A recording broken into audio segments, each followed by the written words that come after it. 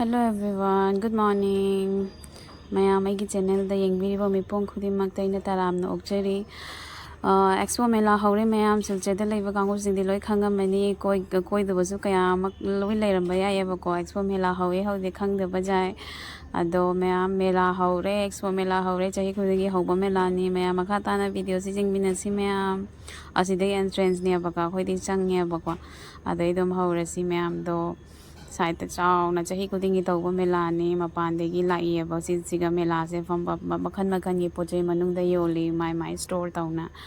अदो मैम जेंगसी अखोय चंगे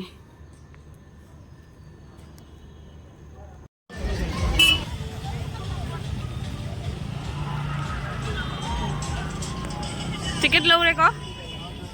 टिकट लो ना चसे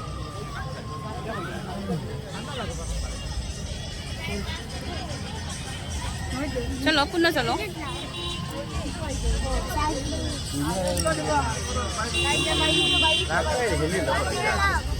और ही तल्ली बा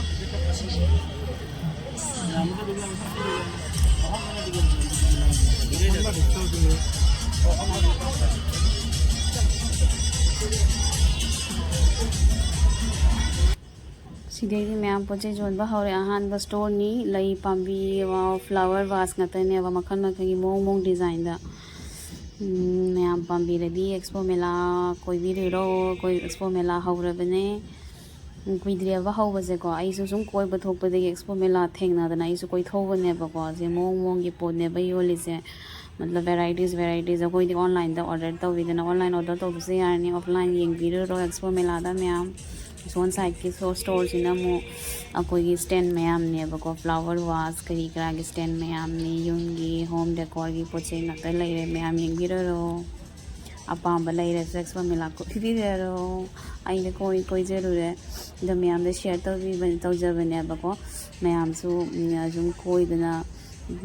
मनुंगी व्यू मैम फजबो मैम दो येंगबी बजाय शॉपिंग तौबी याय बको मैम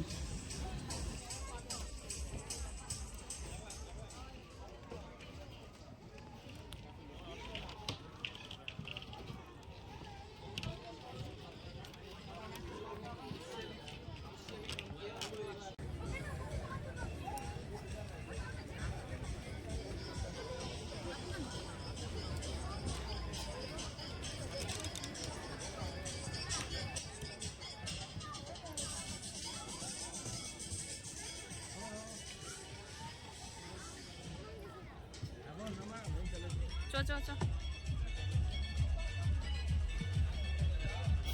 सिगे फर्नीचर मैम को फजनी सोफा कम बेड करी ग्लास को फजनी अंदर फजबते नहीं फजबते येंगा लाए मैम मैम से येंदी हिरो फजबा मैम का लेरे मैम सो मखन मखन पोचे जी ओले फिर ओंदगी करी दगी मपाने ला फम मई मागी स्टोर नि ना को मखन मखन की वैरायटीज द जोली फिर ओंदे करी दगी योले बको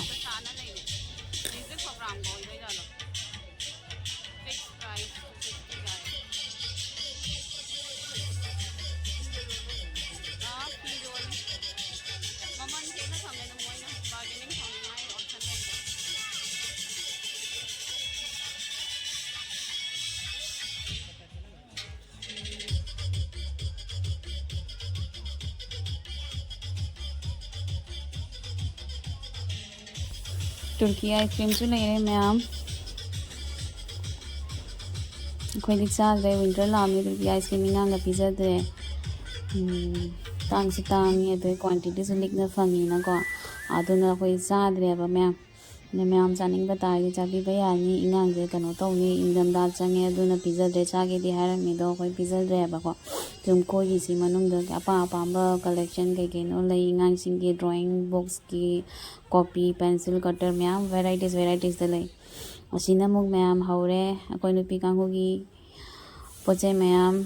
येंगमिनेरसी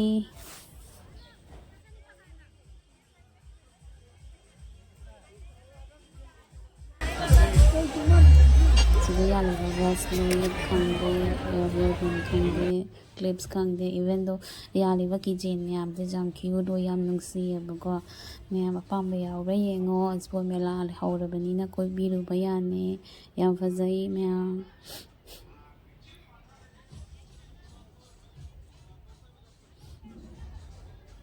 ꯑꯁ ꯃꯤ ꯈꯨꯠꯇꯤꯟꯁꯤꯗꯤ ꯍꯥꯏꯔ ꯀꯥꯟꯅꯗꯦ ꯃꯌꯥꯝ ꯃꯤ ꯒꯤꯔꯤ ꯒꯤꯔꯤ ꯏꯜꯂꯤ ꯃꯤ ꯈꯨꯠꯇꯤꯟ ꯑꯃ ꯆꯥꯗꯦꯕꯀꯣ ꯃꯅꯨꯡꯗꯅ ꯍꯦꯜꯂꯤ ꯃꯤ ꯇꯤꯟꯕ ꯃꯄꯥꯟꯗꯗꯤ ꯈꯪꯗ꯭ꯔꯦ ꯃꯅꯨꯡꯗꯗꯤ ꯃꯤ ꯇꯤꯟꯕꯅ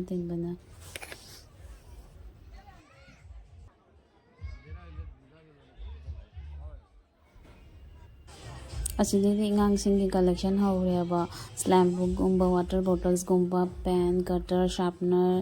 ꯕꯣꯛꯁ ꯄꯤꯒꯤ ꯕꯦꯒ ꯀꯔꯤ ꯀꯔꯥ ꯃꯈꯜ ꯃꯈꯜꯒꯤ ꯄꯦꯟ ꯄꯦꯟꯁꯤꯜ ꯃꯑꯣꯡ ꯗꯤꯖꯥꯏꯟꯗ ꯂꯩꯌꯦꯕꯀꯣ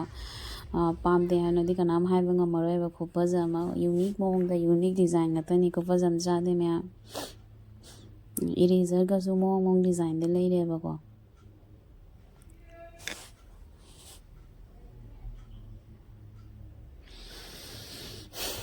ꯃꯌꯥꯝ ꯀꯃꯦꯟ ꯇꯧꯕꯤꯔꯝꯃꯣ ꯚꯤꯗꯤꯑꯣꯁꯦ ꯅꯨꯡꯉꯥꯏꯇꯦ ꯈꯪꯍꯟꯕꯤꯔꯛꯑꯣ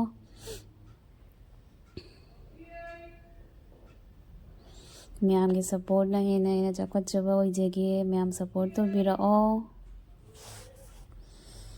ꯐꯖꯩꯌꯦꯕꯀꯣ ꯑꯩꯁꯦ ꯑꯗꯨꯝ ꯂꯩꯗꯕꯀꯣ ꯁꯤ ꯃꯣꯏ ꯃꯌꯥꯝ ꯄꯣꯠ ꯆꯩ ꯃꯌꯥꯝ ꯃꯣꯏ ꯄ꯭ꯔꯗꯛ ꯃꯌꯥꯝꯁꯦ ꯌꯦꯡꯕꯗ ꯑꯗꯨꯝ ꯃꯇꯝ ꯂꯦꯟꯈꯤꯕ ꯈꯪꯍꯧꯗꯦꯕꯀꯣ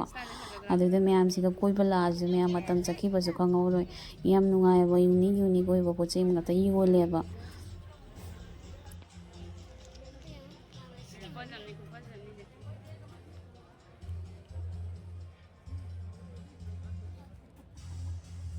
कटर शॉपनर लोई लेंगे बॉक्स लेंगे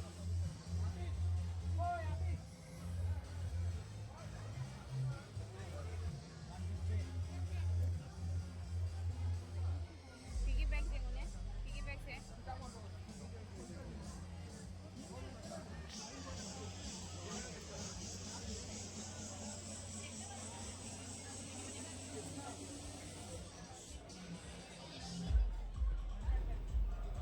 ꯁꯤꯒꯁꯨ ꯐꯖꯕ ꯖꯥꯠꯅꯤ ꯃꯌꯥꯝꯁꯦ ꯄꯥꯝꯕꯅ ꯂꯣꯏꯅꯃꯛ ꯐꯖꯗꯕ ꯀꯔꯤꯝ ꯂꯩꯇꯦ ꯗꯣꯜꯁ ꯃꯌꯥꯝꯁꯦ ꯅꯨꯡꯁꯤꯕꯅ ꯀꯩꯅꯣꯅꯦ ꯈꯨꯅꯨꯡꯁꯤ ꯑꯃ ꯆꯥꯗꯦ ꯐꯖꯕꯅ ꯑꯩ ꯐꯖꯃꯟꯒꯤꯅ ꯃꯌꯥꯝꯗ ꯁꯤꯌꯔ ꯇꯧꯖꯔꯛꯄꯅꯤ ꯃꯌꯥꯝ ꯐꯖꯗꯦ ꯈꯪꯍꯜꯂꯛꯑꯣ ꯌꯥꯝ ꯐꯖꯩꯌꯦꯕꯀꯣ ꯃꯌꯥꯝ ꯈꯨꯐꯖꯝꯅꯤ ꯗꯦꯔꯤꯁ ꯃꯌꯥꯝ ꯀꯤꯆꯦꯟ ꯃꯑꯣꯡꯗ ꯌꯣꯜꯂꯦꯕꯀꯣ ꯑꯩꯈꯣꯏ ꯒꯥꯔꯤꯗ ꯍꯦꯡ ꯇꯧꯕ ꯌꯥꯅꯦꯕ 4 व्हीलर्ꯁꯇꯒ ꯑꯗꯒꯤ ꯁꯤꯒ ꯍꯤꯌꯔ ꯕꯟ ꯀꯔꯤ ꯀꯔꯥ ꯍꯤꯌꯔ ꯕꯦꯟ ꯃꯌꯥꯝ ꯂꯩꯔꯦ ꯑꯉꯥꯡꯁꯤꯡꯒꯤ ꯑꯣꯏꯕ ꯃꯇꯂꯕ ꯍꯥꯏꯕꯗꯤ ꯁꯤꯒ ꯌꯣꯜꯂꯤꯕ ꯄꯣꯠ ꯆꯩꯁꯦ ꯈꯨꯐꯖ ꯑꯃ ꯆꯥꯗꯦ ꯁꯥꯏꯗꯇ ꯃꯣꯏꯁꯤꯒ ꯐ꯭ꯔꯦꯝ ꯃꯌꯥꯝ ꯌꯣꯜꯂꯦꯕꯀꯣ ꯋꯥꯜ ꯍꯦꯡ ꯇꯧꯅꯕ ꯐ꯭ꯔꯦꯝ ꯉꯥꯛꯇ ꯂꯩꯔꯦ ꯃꯨꯔꯇꯤ ꯈꯨꯐꯖꯝꯅꯤ ꯑꯗꯨꯒꯤ ꯃꯇꯤꯛ ꯃꯃꯜꯁꯨ ꯈꯨꯐꯖꯝꯅꯤ ꯇꯥꯕꯗ ꯍꯥꯏ ꯔꯦꯠ ꯉꯥꯛꯇꯅꯤ ꯐꯖꯕꯁꯤꯅ ꯍꯥꯏꯔꯤ ꯂꯥꯏ ꯀꯔꯤ ꯀꯔꯥ ꯐ꯭ꯔꯦꯝ ꯃꯌꯥꯝꯁꯦ ꯈꯨꯐꯖ ꯑꯃ ꯆꯥꯗꯦꯕ ꯑꯗꯨꯗꯒꯤꯗꯤ ꯈꯣꯡꯎꯞ ꯃꯌꯥꯝ ꯂꯩꯔꯦ ꯀꯂꯦꯛꯁꯟꯁ ꯀꯣꯂꯥꯄꯨꯔꯤꯗꯒꯤ ꯀꯔꯤꯗꯒꯤ ꯑꯄꯥꯝꯕ ꯌꯦꯡꯕꯤꯔꯔꯣ ꯑꯦꯛꯁꯄꯣ ꯃꯦꯂꯥ ꯍꯧꯔꯕꯅꯦ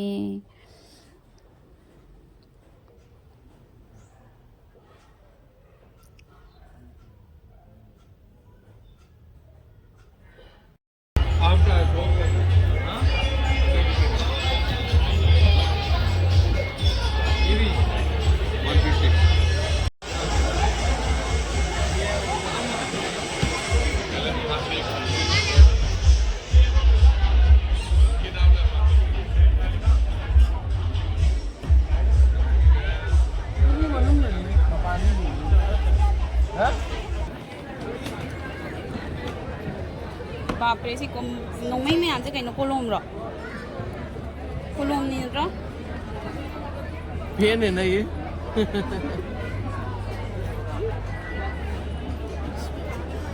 पेन नहीं हो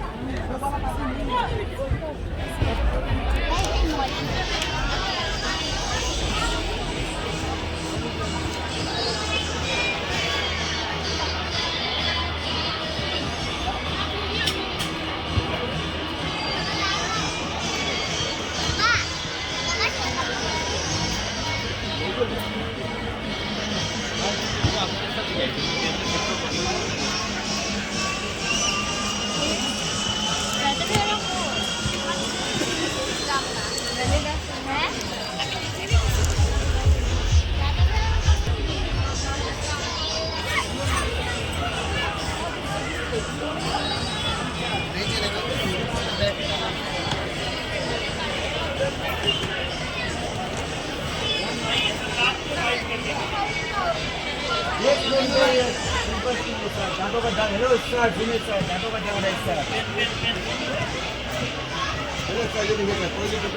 दांत के लिए आया था, दांत को व्हाइट बनाने के लिए नया कौन है?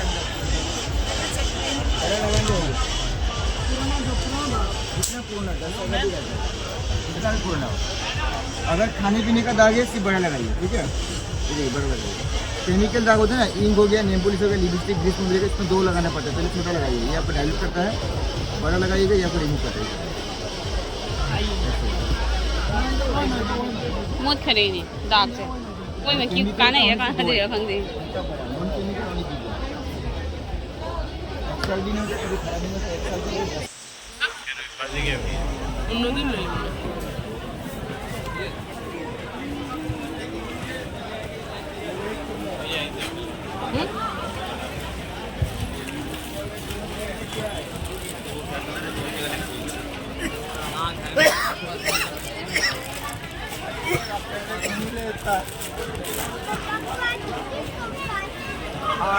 सरप्राइज के इंडिया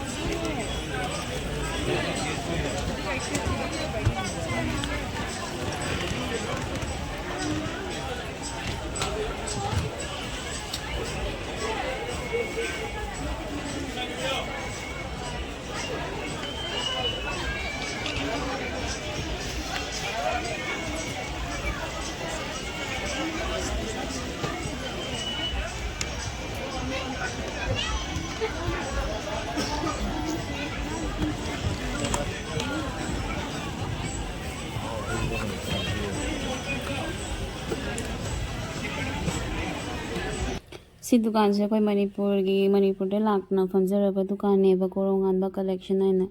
याम मोय नुपा हम तौरगा मोय सी स्टोर से मोय पोचे सेल तौयबा असिगा मखन मखन लई थांग गेरी क्रास म्याम लई हैरा म्याम सु लई सोइबुंग योले कॉफी मिको कमियोम जोलेबा कोई ngang मिठाई गा योलेबा को सी मिठाई ngata oidoine chocolate ngata oidoine ba ko se candies ma'am से अखोगी मंगे की कैंडी गुम्बा अदगी बोरोई की अथुम्बा अखोगी मोरे की अचापत मैम से योलेबको फजब फजब मोंग अचापत से मोंग योलेबको मीट की स्टाइल दगा योलेबको अदगी अखोगी से माय अथुम्बी बिस्किट का से योलेबको अदगी अखोगी अचार का से योले सनफ्लावर से योले मैम सनफ्लावर सीड्स मरु का से योले कॉफी पैक मचा मचा से योले सीधा याले से मैम यंगबिगो अखोई तो सी यालीबा मैम से निसिदना अचार लेरेबा अचार सिना मखन मखन अचार ngataneबको चिकन अचार सु यावे ड्राइड कोई nga मचा की अचार सु यावे उ मोरोक के अचार सु लइए अदुदगी अखोई सोइबुंगा उ मोरोक का ओइबसु लई मैम मखन मखन की अचार योले आई अमुखक लौरे सोइबुंगा उ मोरोक की गदो लौरे याम पामेबको अदोमदे लौरे आइना उसीदे मताइदे से चोचो ग्रीन पैकेट से सोइबुंग ओइदोइनेबा सोइबुंग सु योलेबको मैम सिगा लाइटर खंगदे थांग कटारीगुम्बा सोरीगुम्बा मोइना पोरक्तना योलेबको थांग सु मखन मखन नेबा मोगी थांग से अचार मी मयामदिना लेनाबसि कई हायरनी लेनाग्रे अखोई मयांग कांगुसिंग अचार मयाम गारी अचार गुम्बा मोरोक अचार सिगुम्बसे लेरा पुजम्मे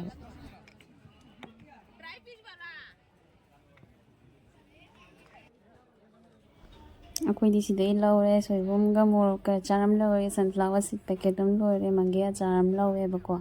ꯑꯗꯒꯤ ꯏꯆꯥꯅꯨꯄꯤꯒꯤ ꯄꯣꯞꯄꯤꯡ ꯀꯦꯟꯗꯤ ꯑꯃ ꯂꯧꯕꯤꯔꯦꯕꯀꯣ ꯃꯌꯥꯝ ꯚꯦꯔꯥꯏꯇꯤꯁ ꯁ꯭ꯇꯣꯔ ꯌꯦꯡꯍꯧꯔꯣ ꯃꯌꯥꯝ ꯚꯤꯗꯤꯑꯣꯒꯤ ꯃꯇꯨꯡ ꯏꯟꯅ ꯑꯗꯨꯗꯒꯤ ꯑꯦꯛꯁꯄꯣ ꯃꯦꯂꯥ ꯀꯣꯏꯕꯤꯔꯨꯔꯣ ꯁꯤꯗ ꯁꯣꯛꯁꯀꯤ ꯗꯨꯀꯥꯟ ꯂꯩꯔꯦ ꯁꯣꯛꯁꯀꯤ ꯑꯇꯦꯟꯕ ꯈꯪꯗꯦ ꯂꯣꯡ ꯈꯪꯗꯦ ꯑꯦꯡꯀꯜꯒꯤ ꯖꯍꯥ ꯚꯦꯔꯥꯏꯇꯤꯁ ꯈꯪꯗꯦ ꯑꯁꯤ ꯍꯧꯖꯤꯛꯇꯤ ꯋꯤꯟꯇꯔ ꯁꯤꯖꯟ ꯆꯪꯉꯕꯅꯤꯅ ꯏꯪꯕ ꯍꯧꯔꯕꯅꯤꯅ ꯁꯣꯛꯁꯇꯤ ꯂꯣꯏꯅ ꯄꯪ ꯃꯊꯧ ꯇꯥꯏ ꯑꯗꯣ ꯁꯤꯗ ꯁꯣꯛꯁ ꯃꯌꯥꯝ ꯚꯦꯔꯥꯏꯇꯤꯁ ꯌꯣꯜꯂꯦ ꯃꯌꯥꯝ ꯌꯦꯡꯕꯤꯕ ꯌꯥꯅꯤ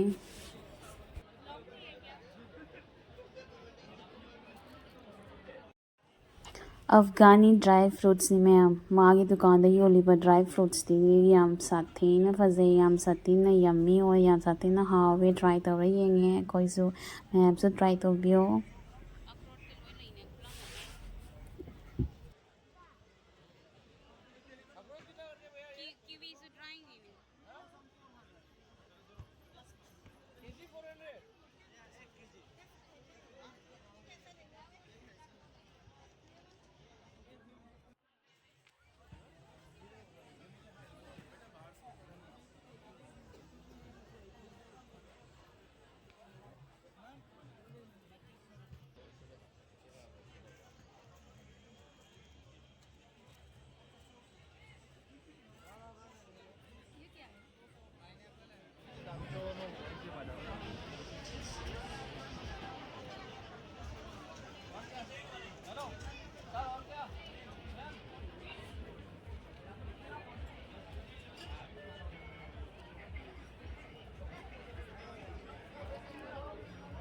ꯑꯆꯥꯔ ꯃꯅꯝ ꯌꯥꯝ ꯉꯥꯎꯋꯦ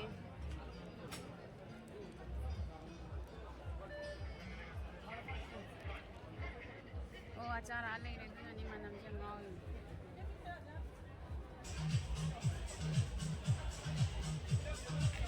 ꯁꯣꯏꯕꯨꯝ ꯑꯆꯥꯔꯁꯨ ꯌꯥꯎ ꯃꯥꯜꯂꯦ ꯁꯤꯒ ꯃꯣꯏ ꯃꯔꯛꯁꯤꯒ ꯁꯤ ꯃꯣꯔꯣꯛ ꯑꯃꯁꯦ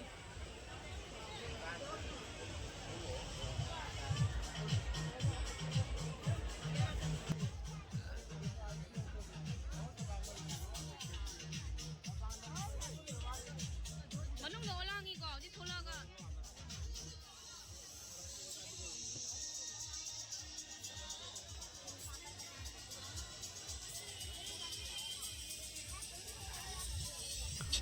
ꯑꯩꯈꯣꯏ ꯃꯅꯨꯡꯗ ꯊꯣꯛꯅ ꯃꯄꯥꯟꯂꯣꯝꯗ ꯂꯥꯛꯑꯦ ꯃꯅꯨꯡꯗꯗꯤ ꯑꯣꯂꯥꯡꯉꯦꯕꯀꯣ ꯃꯌꯥꯝ ꯒꯦꯗꯔꯤꯡ ꯃꯌꯥꯝꯁꯤꯅꯀꯣ ꯃꯄꯥꯟꯗꯅ ꯁꯨꯝ ꯈꯤꯇꯪ ꯏꯪꯇꯛ ꯇꯧꯔꯦ ꯁꯤꯒ ꯐꯣꯇꯣꯁꯨꯠ ꯃꯇꯦꯛ ꯑꯃ ꯇꯧꯃꯤꯟꯅꯔꯦ ꯑꯩꯈꯣꯏ ꯃꯁꯦꯟ ꯂꯥꯛꯄꯅꯤꯅ ꯃꯦꯃꯣꯔꯤ ꯑꯣꯏꯅꯕ ꯍꯥꯏꯅ ꯏꯆꯥꯅꯨꯄꯤꯒ ꯑꯩꯈꯣꯏ ꯄꯨꯝꯅꯃꯛ ꯑꯩꯈꯣꯏ ꯂꯥꯛꯏꯕ ꯑꯩꯈꯣꯏ ꯃꯤ ꯑꯍꯨꯝꯃꯛ ꯁꯨꯝ ꯉꯥꯛꯇꯪ ꯐꯣꯇꯣꯁꯨꯠ ꯇꯧꯅꯔꯛꯑꯦ ꯑꯩꯈꯣꯏ ꯊꯣꯛꯑꯅꯤ ꯍꯧꯖꯤꯛ ꯑꯦꯟꯇ꯭ꯔꯦꯟꯁꯇꯩ ꯊꯣꯛꯑꯦ ꯃꯄꯥꯟꯗ ꯁꯤꯗ ꯑꯃꯨꯛ ꯃꯤꯀꯤ ꯃꯥꯎꯁꯀꯤ ꯃꯣꯏꯒꯤ ꯑꯉꯥꯡꯁꯤꯡ ꯀꯥꯈꯠꯂ ꯆꯣꯡꯉ ꯆꯣꯡꯊꯕꯤ ꯁꯥꯟꯅꯕꯤ ꯑꯗꯨꯃꯥꯏꯅ ꯁꯤꯒ ꯑꯃꯨꯛ ꯇꯧꯅ ꯂꯩꯔꯝꯃꯦꯕꯀꯣ ꯑꯁꯤꯗ ꯑꯃꯨꯛ ꯃꯇꯦꯛ ꯑꯃ ꯚ꯭ꯌꯨ ꯂꯩꯔꯦ ꯑꯉꯥꯡꯁꯤꯡꯅ ꯄꯥꯝꯒꯗꯕ ꯅꯨꯡꯉꯥꯏꯒꯗꯕ ꯁꯥꯟꯅꯒꯗꯕ ꯃꯌꯥꯝ ꯂꯩꯔꯝꯃꯦ ꯑꯗꯣ ꯑꯩꯒꯤ ꯚꯤꯗꯤꯑꯣꯁꯦ ꯅꯨꯡꯉꯥꯏꯇꯦ ꯀꯃꯦꯟ ꯇꯧꯕꯤꯔꯝꯃꯣ ꯃꯌꯥꯝ ꯁꯞꯄꯣꯔꯠ ꯉꯥꯏꯖꯔꯤ ꯃꯌꯥꯝꯒꯤ ꯁꯞꯄꯣꯔꯠꯀꯤ ꯃꯇꯦꯡꯅ ꯃꯥꯏ ꯄꯥꯛꯄ ꯑꯣꯏꯖꯒꯦ ꯍꯦꯟꯅ ꯆꯥꯎꯈꯠꯄ ꯑꯣꯏꯖꯒꯦ ꯑꯩꯈꯣꯏ ꯊꯣꯛꯂꯛꯑꯦꯕꯀꯣ ꯃꯄꯥꯟꯗ ꯊꯣꯛꯂꯒ ꯇ꯭ꯔꯥꯐꯤꯛ ꯃꯌꯥꯝꯁꯤꯗꯤ ꯆꯠꯄ ꯉꯝꯗꯦ ꯍꯥꯏꯐꯦꯠ ꯀꯨꯏꯅ ꯇ꯭ꯔꯥꯐꯤꯛꯇ ꯄꯟꯅ ꯂꯩꯔꯦꯕꯀꯣ ꯇ꯭ꯔꯥꯐꯤꯛꯁꯤꯗꯤ ꯍꯥꯏꯔꯀꯥꯟꯗꯗꯤ ꯃꯤꯈꯨꯠꯇ ꯅꯝꯖꯥꯗꯦꯕ ꯑꯗꯣ ꯃꯌꯥꯝ thank you for watching my video thank you so much bye by